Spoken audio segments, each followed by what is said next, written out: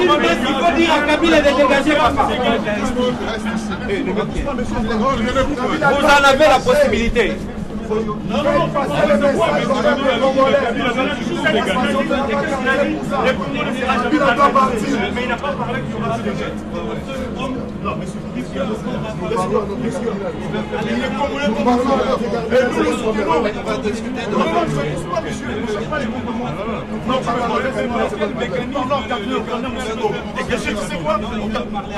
pendant la conférence, j'étais encore petit. Il lui a parlé du pays. Alors là, je ne parle. Ça te concerne pas. Nous sommes là parce qu'il y a les cardinals Mosengo qui étaient ici. Et nous avons nos revendications politiques, un message à passer. Et donc nous sommes venus voir les cardinals pour lui faire passer le message du peuple congolais, le message que les combattants avaient pour lui. Mais apparemment, le message n'est pas passé directement. Est-ce que vous pouvez transmettre le même message à travers notre micro pour que nous puissions les répercuter à qui les droits? Évidemment, notre présence ici était adresser un message au chef de l'Église, au chef des églises, au cardinal de l'Église catholique au Congo. Leur mission, il faudra qu'ils les fassent comme il se doit. Ça veut dire quoi? Ils sont là pour diriger les brebis égarées. Le peuple aujourd'hui est égaré. Le peuple n'en sait plus où mettre les pieds. Il y a un imposteur qui est au pouvoir, qui a perdu les élections. L'Église catholique, apparemment, toutes les églises de l'éveil, toutes les églises chrétiennes sont en train d'accompagner cette procédure-là qui est un mensonge, qui est loin de la vérité que l'Église nous enseigne. Donc nous demandons à tous ces chefs religieux, ces leaders d'opinion, à ces politiciens même qui sont au Congo, de faire sortir la population dans la rue pour mettre Kabila hors d'état de nuire. Nous ne voulons plus de Kabila au Congo. Le peuple ne veut plus de Kabila. C'est le message que vous devez passer au cardinal aujourd'hui. Nous avions pour le cardinal. Il est bien mieux placé que tout le monde pour savoir ce que le peuple sait. L'Église catholique avait des membres lors des dernières élections.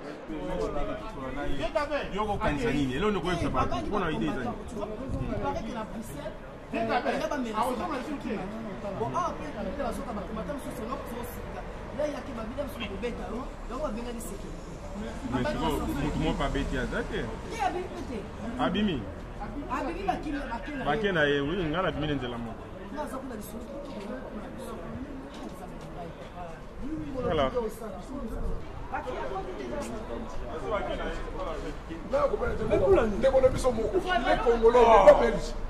Ça c'est pas possible.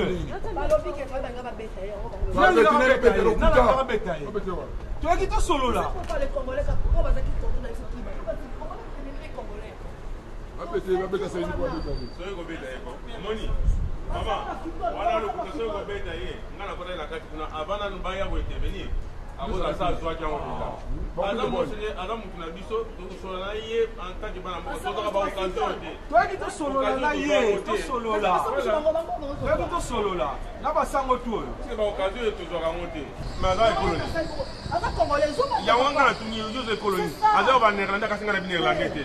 Non, c'est pas ça. Dans tous les bureaux de vote, l'Église catholique avait les résultats. L'Église catholique jusqu'à aujourd'hui n'a pas publié ces résultats-là. Ce n'est pas un problème. Le cardinal a été précis sur un point. Les résultats qui ont été affichés ne reflètent pas la vérité des urnes. C'est la même question que je vais poser à notre confrère ici à côté. Est-ce parce que le cardinal lui-même a dit... Qu'est-ce qu'il a dit encore? Il est apolitique d'abord, donc l'Église ne fait pas la politique, mais nous avons demandé, tant que Congolais, de voir ce qui se passe dans notre pays. J'ai insisté par mon envoyé qui est parti, je le dis, mais écoutez, on ne peut pas entrer nous tous, voilà, allez nous poser cette question. Ceux qui sont en train de mourir là-bas, il y a aussi des catholiques qui sont là-bas, Goma, Bukavu, Rutshuru, partout au Congo. Mais pourquoi l'Église catholique n'arrive pas à intervenir? Pourquoi la mort de Monseigneur Mouziro, quand il était mort, l'Église catholique n'a pas réagi? Monseigneur Catalico oui, Monseigneur Catalico Mouziro. Pourquoi le cardinal Mosengo n'a jamais déclaré personnellement qu'il y a des morts catholiques tués par les Rwandais? C'est pour cela que nous avons demandé juste de faire comme le 16 février 92 ou 91. On a demandé, 92, on a demandé au cardinal de faire comme ils ont fait à l'époque de Mobutu. Ça ne change pas parce que l'époque de Mobutu, ils ont fait pareil. Aujourd'hui, à l'époque de Kabila, ils ne veulent plus faire comme le 16 février 92. Il y a aussi un abbé catholique qui est aussi à la tête de la CENI pour organiser au mieux les élections. Tout ça, on a envoyé et on a dit pourquoi aujourd'hui vous nous répondez que vous êtes apolitique au moment qu'il y a un abbé Malou Malou qui fait la politique mais qui accompagne Hippolyte Kanambe au pouvoir. Donc cela veut dire l'église catholique est derrière Kabila ou pas. Il nous a répondu carrément que non, il est apolitique. On a trouvé un peu bizarre. Bon, moi je me suis dit, bon, écoutez, on enlève l'église catholique. Et tant que citoyen congolais, Monseigneur Mosengo, cardinal Mosengo, et tant que congolais, ce qui se passe chez vous, chez nous, là où vous êtes maître du terrain, parce que l'église catholique, c'est comme une république. C'est un président des catholiques au Congo. Qu'est-ce que vous pensez des Congolais qui sont catholiques, qui sont en train de mourir? Il a répondu carrément, non, je suis apolitique. Moi, à mon avis, j'ai demandé à mes amis les Congolais maintenant d'attaquer tout le monde, y compris l'opposition. Maintenant, on va agir parce qu'au Congo, il n'y a pas de politiciens, il n'y a pas les opposants. Donc tous les opposants qui sont au Congo, ils sont en train d'accompagner le dictateur, l'occupateur qui est Hippolyte Kanambe. C'est pour cela que je demande au peuple congolais qui va me suivre aujourd'hui. Nous devons oublier tous ces gens-là qui se disent comme politiciens opposants au Congo, de chercher une autre plateforme politique pour chasser l'ennemi qui est en train de tuer le peuple congolais chez nous. On a comme on a un contre-maître. Bon, et là on a au Loba. Tu as tout sur mon Seigneur, mais tout sur le bien. Il fallait tout sur le chaque le 16 février, depuis 92, ma chrétien est belé. Il y a le résultat, Hippolyte Kanambe a Pesaka, ils ni conforme, ni sur ni dans le Bagawana, voilà. Donc, l'élo a changé ma loba. Donc, tu y a qui a tout sur la papa n'a pas l'air qu'il y a papa la biso. Tu vois, ça l'a bête.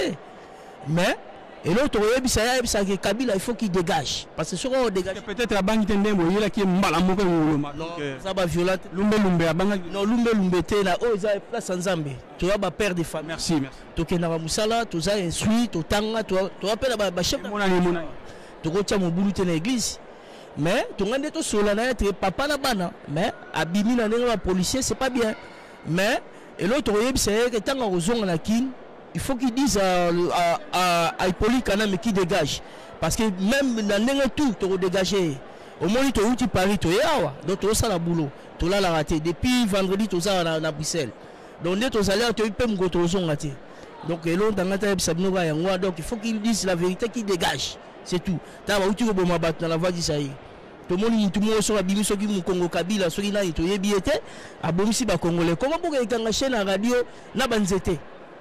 Il y a des théâtres là-bas, on va jouer qui pour liquider, va faire un biseau. Et l'autre réclamé en moi là. Massacrer parce qu'il y a des Congolais, le roi Bangoulou. Congolais, le roi Bangoulou, le roi abattoir, le biseau.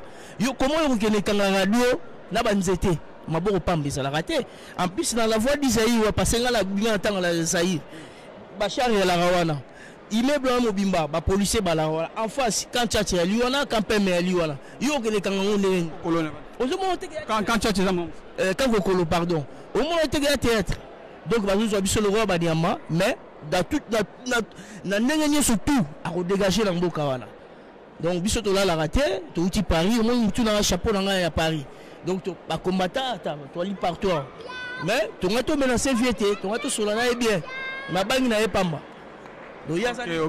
Tu as battu tout tanga, tu as maillé, tu as rebêté. En plus, l'église, pourquoi tout ça là?